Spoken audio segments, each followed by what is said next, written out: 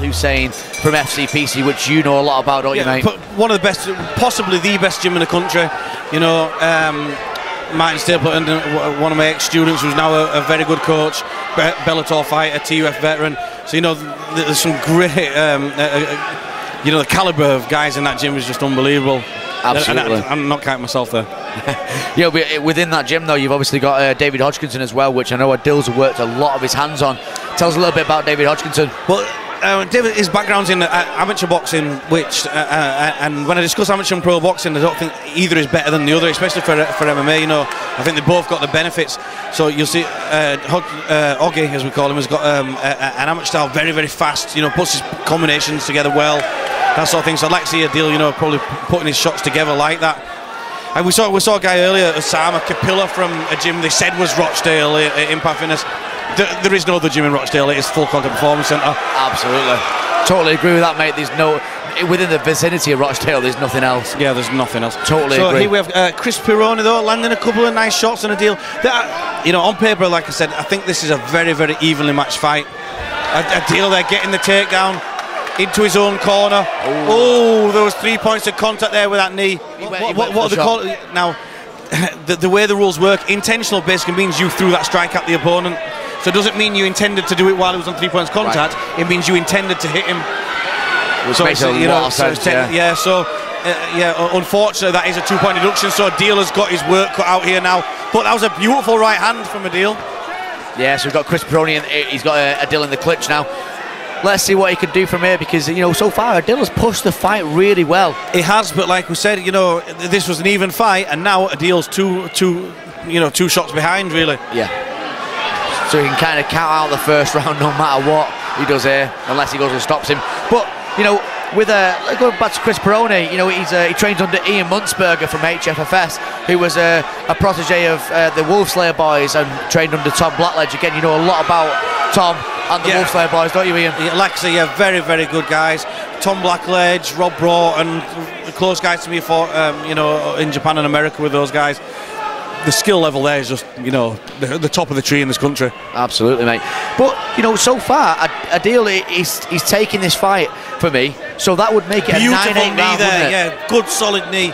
Yes, it would, yeah. You know, he's got his work cut out, but this will be a 9-8. And we've got some very good judges here, so I'm hoping that they will see the score there. But again, these guys there, it's just such a high level, it's unbelievable. Hard to believe that it's, you know, 20 minutes from me. But it's always good, isn't it, mate? So we're on to the second round now.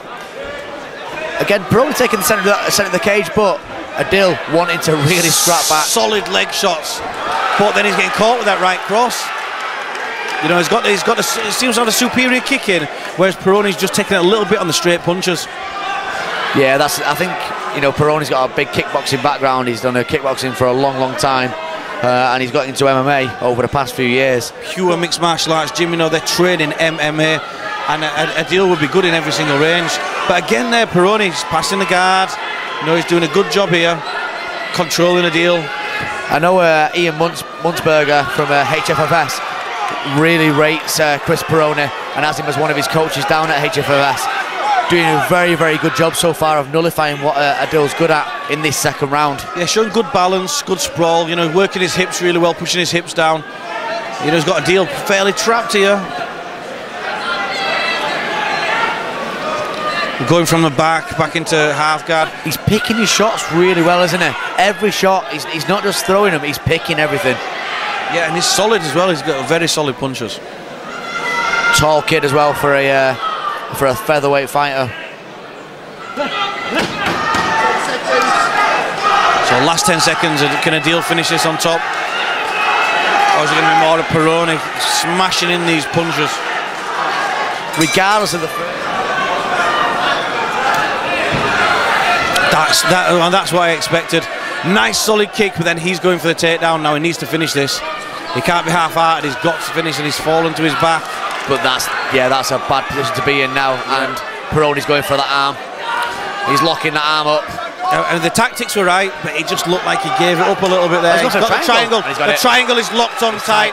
That he needs to get his head up, he needs to posture up, otherwise this is going to be over. And that's it, and that's game over.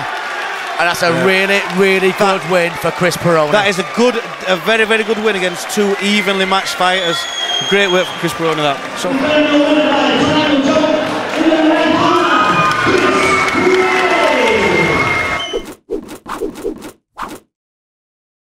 big welterweights.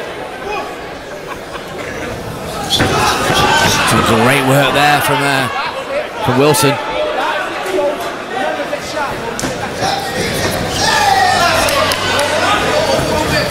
Again, some good combinations there. Daneko looking to jump in. A bit of a height difference.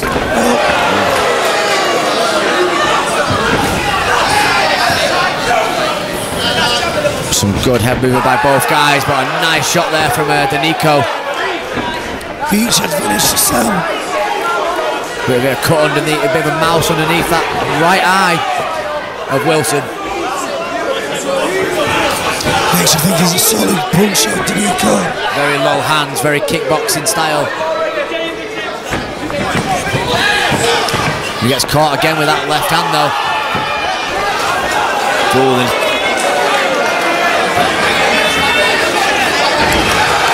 Big shot there for, oh, it's a massive left hand. Huge shots here, Daneko Wilson. And that's huge it. shots, it's over. He can bang, that man can bang. And the winner by way of TKO in the first round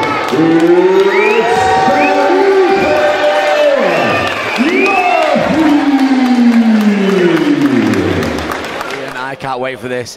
You know, Antonio Sheldon, great fighter from FCPC. He's taking on a fucking demon here.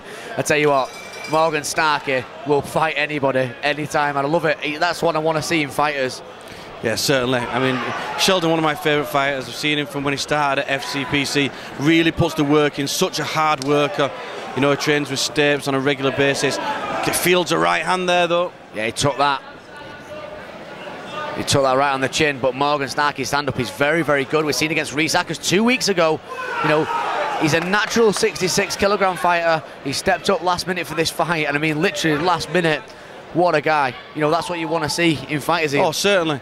Certainly, there's a lot to be said for it because there's so many fighters that are just pulling out all the time. Now look at that, change of levels. He was working the striking, he was doing well with striking, changes levels, gets that takedown, and a very well controlled takedown as well.